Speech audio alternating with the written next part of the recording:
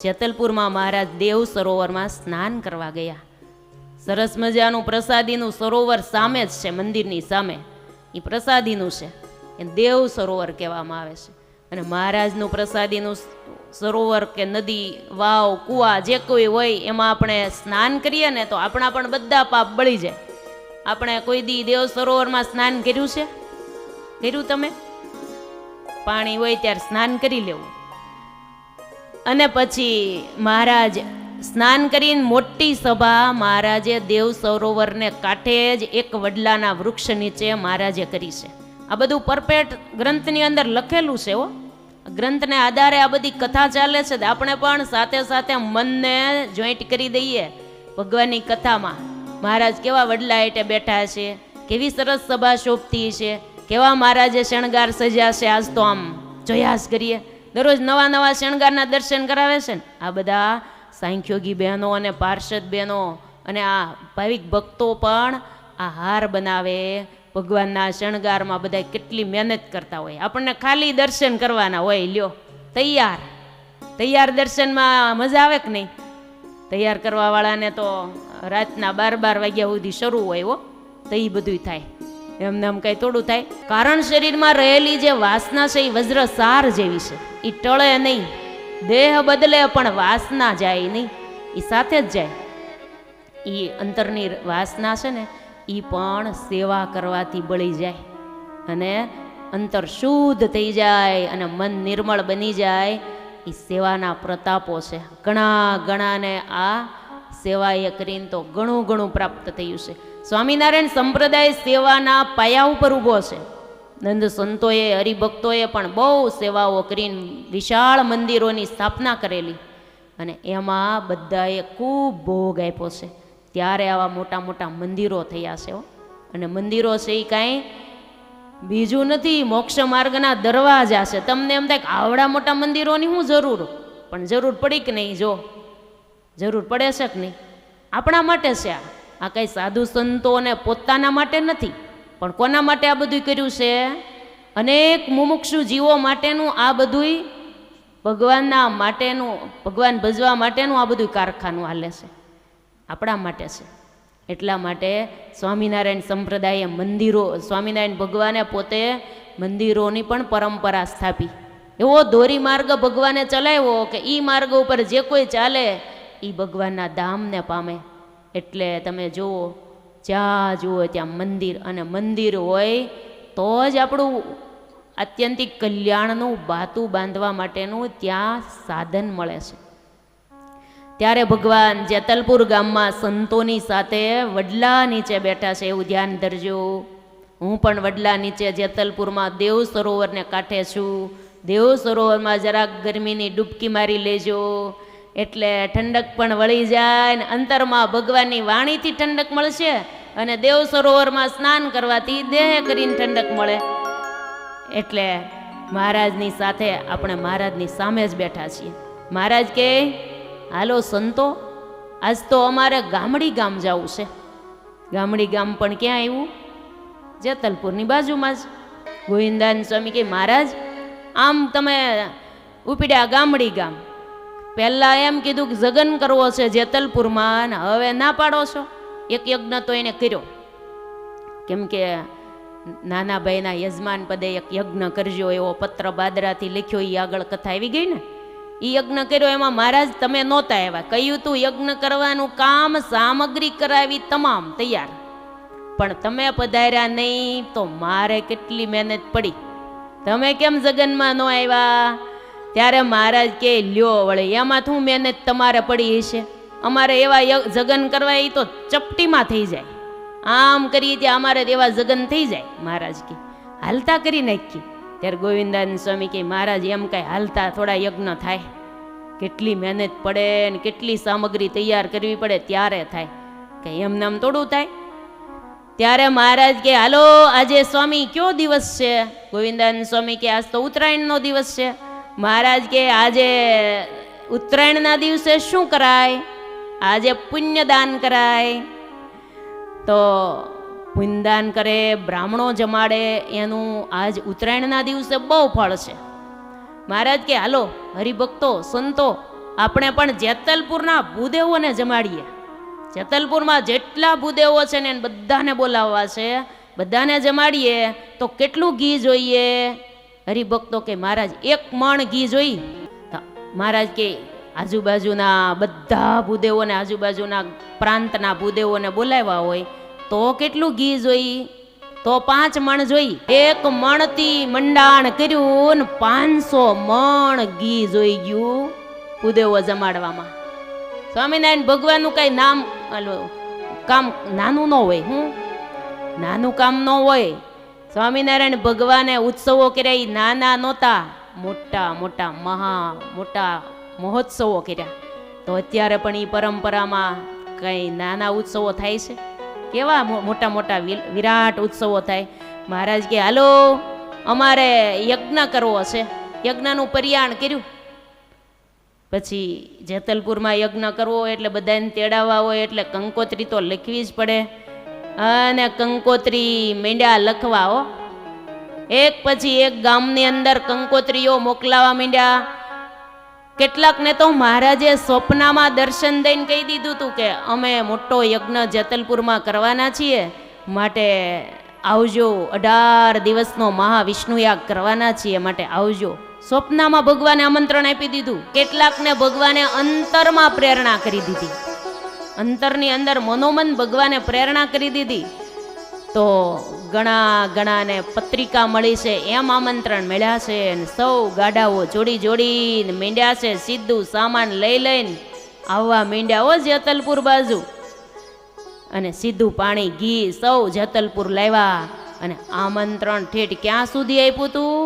કાશી સુધીના વિપ્રોને આમંત્રણ આપી દીધું.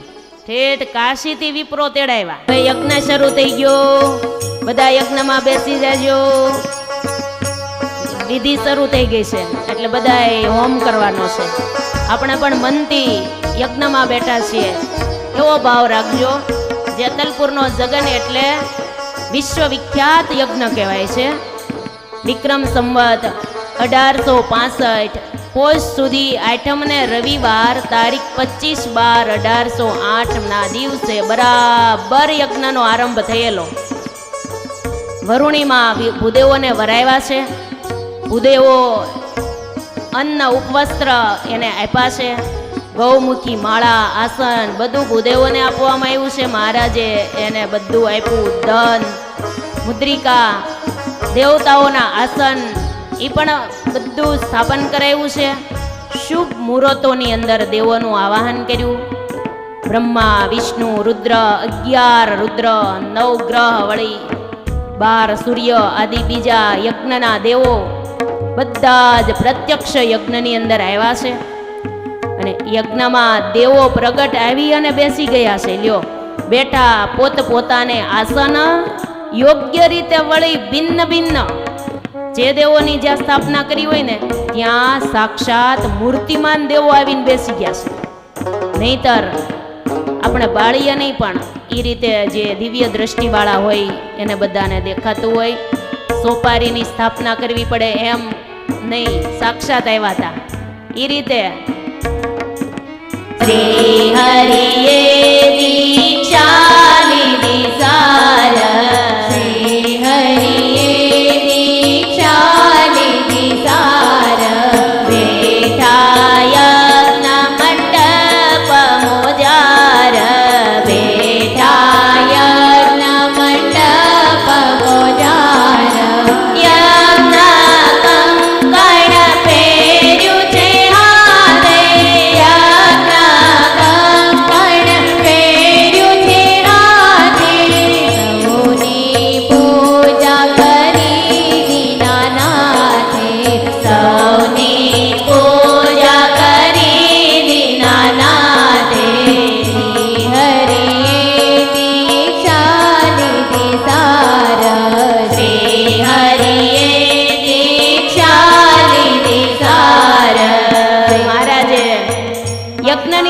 લીધી એટલે કે ભગવાન પણ પોતે યજ્ઞમાં બેસી ગયા. સર્વે ભૂદેવોનું મહારાજે પૂજન કર્યું છે. સૌ દેવતાઓની પોતે પૂજા કરી છે. પુરુષોત્તમજી ભગવાન યજ્ઞ ચલાવ્યો છે બળવાન. કર્યું અગ્નિનું પૂજન ત્યાંય, વેદ મંત્રે સ્થાપો કુંડમાય. અગ્નિ દેવતાનું મહારાજે પૂજન કર્યું, વેદના મંત્રો વડે અગ્નિદેવને યજ્ઞના કુંડમાં સ્થાપન કર્યા છે. કરી આહુતિ ચાલતી જ્યાંય, અને થયો પાવક પ્રદીપ્ત ત્યાંય. વેદના મંત્રોની આહુતિઓ અપાવા લાગી છે. સ્વાહા સ્વાહાના નાદ થાય છે. અને 4 વેદના ભૂદેવો આવેલા એટલે બધા જ ભૂદેવો એક સાથે મંત્રો બોલે છે. હરિ ઓમ યજ્ઞેના યજ્ઞમય જંત દેવા સ્થાની ધર્માણિ પ્રથમ ન્યાસતે હનાકમ મહિમાનસ ચંત યત્ર પૂર્વે સાધ્યા સંતિ દેવા સ્વાહા. આમ યજ્ઞ નો શંખ વાગ્યો. યજ્ઞનો શરૂ થાય ત્યારે વાગે ને, દેવોની આહુતિઓ શરૂ થઈ ગઈ. આપણે મનથી આહુતિઓ આપજો. અને પ્રત્યક્ષ અગ્નિદેવ પ્રગટ થઈ ગયા છે. સાક્ષાત અગ્નિદેવ સામેથી આહુતિઓ સ્વીકાર કરે છે. યજ્ઞ મંડપમાં વેદની ઋચાઓ ગાજવા લાગી છે. મહારાજ પણ યજ્ઞમાં બેઠા છે અને આહુતિઓ અપાય છે. એમ કહેવાય 1 દિવસ 2 દિવસ રોજ રોજ હજારો મણ ઘી યજ્ઞમાં હોમાય છે. 1 મણ નહીં, હજારો મણ ઘી યજ્ઞની આહુતિમાં હોમાય છે. તો જમણવારમાં કેટલું જોયું હશે. સ્વામિનારાયણ ભગવાને તો યજ્ઞો એવા કર્યા, ભૂદેવોને જમાડ્યા એવા, રમાડ્યા એવા. સ્વામિનારાયણ ભગવાને સુખ બહુ આપ્યા હો. એની શોભા વર્ણવી જાય એમ નથી હો. જમે એ બ્રાહ્મણ નિત્ય મિષ્ટાન, તૃપ્ત કરે છે શ્રી ભગવાન. હો જમે બ્રાહ્મણ નિત્ય મિષ્ટાન, તૃપ્ત કરે છે શ્રી ભગવાન. દેવ બ્રાહ્મણના પ્રતિપાળ, હો દેવ બ્રાહ્મણના પ્રતિપાળ. સહજાનંદ સ્વામી છે દયાળ, હો સહજાનંદ સ્વામી છે દયાળ. હો જમે બ્રાહ્મણ નિત્ય મિષ્ટાન, તૃપ્ત કરે છે શ્રી ભગવાન. હો જમે બ્રાહ્મણ સ્વાહા, તૃપ્ત કરે શ્રી ભગવાન. હો દેવ એક બાજુ હરિ હર હર હર હર મહાદેવ કહીને ભૂદેવો જમે છે, અને એક બાજુ સ્વાહા સ્વાહાના નાદ થાય છે. 2 બાજુ આમ શરૂ હો. ધમે છે આખું જેતલપુર ધામ. બ્રાહ્મણો લાડવા જમે, હરિગુણ ગાય છે. હો સહજાનંદ સ્વામીનો જય જયકાર થાય છે. બોલો સહજાનંદ સ્વામીની જય જય જય. આમ જય જયકાર સાથે આવો મહાવિષ્ણુ યાગદમ દોકાર. 18 દિવસ ગયા, પૂર્ણાહુતિનો દિવસ. આપણે તો પછી ઘડીકમાં જ પૂરું થઈ જાય ને. 18 દિવસ કાંઈ એમ થોડા પૂરા થઈ ગયા હોય, પણ કથાના માધ્યમથી તો ટૂંકમાં પૂરું થઈ જાય. એ 18 દિવસ કેવી મોજ કરાવી છે મહારાજે. આપણે મનથી યજ્ઞમાં હતા કે ઘેરે યજ્ઞમાં બેઠા હતા ને? ધુમાડો નથી લઈ ગયો ને કાંઈ? હાડીને છેડા બળી ગયા એવું કાંઈ નથી થયું ને? અહીં કાંઈ ઈ ન થાય. એ યજ્ઞમાં વળી ક્યાંક તીખારો ઉડી જાય, પણ આમાં કાંઈ નહીં. એકબીજાને ધક્કો જરાક લાગી જાય ને ઠોહો લાગે એ થાય, પણ ભગતનો ઠોહો એ પ્રસાદીનો કહેવાય. ભગતની નાત જેવી બીજી કોઈ નાત નહીં. ભગતની નાત છે આ બધી. હો ભગવાનના ભક્તોની નાત મળી છે. એના બીડામાં બેસવા મળે ને તો બહુ સારું કહેવાય. બીજો બીડો કરતા આ બીડો સારો. ત્યારે યજ્ઞની અંદર બધાએ બહુ બધાને ભગવાને જમાડ્યા છે. છૂટે હાથે ભૂદેવોને ભગવાને દાન પણ આપ્યા છે. અને વળી આપ્યું શ્રી હરિને બહુ માન. યજ્ઞનારાયણે માનપૂર્વક ભગવાનના દર્શન કર્યા છે. લાખો જનો દેખે ને એમ સૌએ દર્શન કર્યા છે. અને મહારાજની પોતે સ્તુતિ કરી, મહારાજને માન આપી. પછી થયા તે અંતર ધ્યાન, યજ્ઞ નારાયણ થયા અંતર ધ્યાન. સાક્ષાત પ્રગટ થયા, યજ્ઞનો સ્વીકાર કર્યો અને ભગવાનના દર્શન કરવા આવ્યા. પછી યજ્ઞ નારાયણ અને દેવતાઓ અંતર ધ્યાન થયા. ઘણા લોકોએ નજરે નિરીખ્યું અને દેખી પ્રતાપને મન બધાના હરખ્યા. વાહ વાહ સ્વામિનારાયણ ભગવાન, તમે તો ડંકો વગાડી દીધો. આ નાના એવા ખોબા જેવા જેતલપુર ધામને ગામ મટાડીને ધામ બનાવી દીધું. આ પૃથ્વી ઉપરનું ગામ હતું, પણ તમે તો એક મોટું ધામ બનાવી દીધું.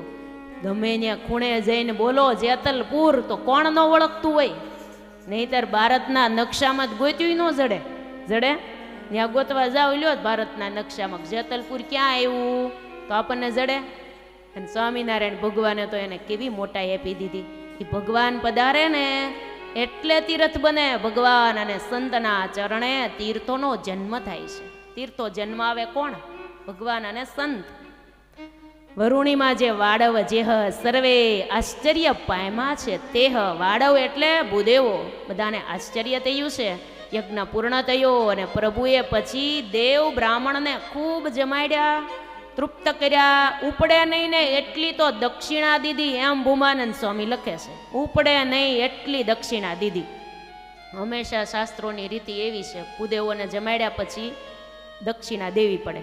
એમ નામ જમાડી દે, દક્ષિણા ન દે તો પૂરું ફળ ન મળે.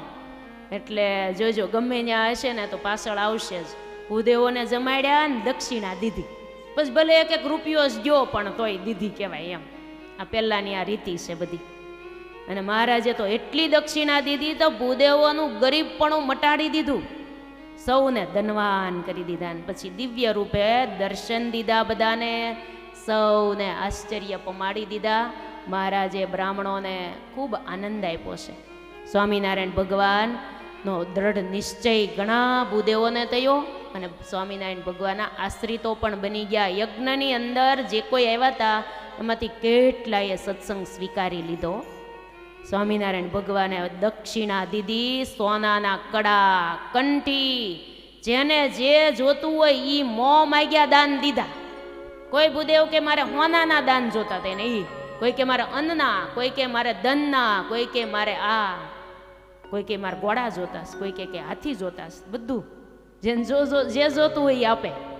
એમ ભગવાને દેવ બ્રાહ્મણોને આમ રાજી કર્યા છે, ભૂદેવોને ખૂબ રાજી કર્યા. વાલા ભક્તજન બેનો, ભગવાન આપે ને પછી કઈ ખોટ રહેવા દે? ભગવાન આપે એમાં ખોટ રહેવા દે? એ તો આપે ત્યારે કઈ ઓછું ન આપે. અને પછી દેવ વિપ્રોને વિદાય દીધી. સંતો ભક્તોને દેશો દેશથી જે આવ્યા હતા વિચરણ કરવા કરીને એને મહારાજે બહુ જમાડ્યા છે. સર્વે સંતોને પણ જમાડીને રાજી કર્યા. ચંદન પુષ્પથી સંતોએ પ્રભુની પૂજા કરી, ભક્તોએ શ્રદ્ધા પ્રમાણે ભેટ અર્પણ કરી. અને જેતલપુરના આશારામભાઈ ભગત, દયારામ, ગંગાદાસ, ઠાકોરદાસ વગેરે, ભિખારીદાસ, આશીભાઈ, ગંગામાં આદિક ભક્તોએ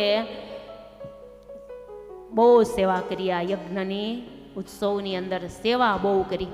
સ્થાનિક ભક્તો હોય એ જ સેવા એને વધારે આવે ને માથે.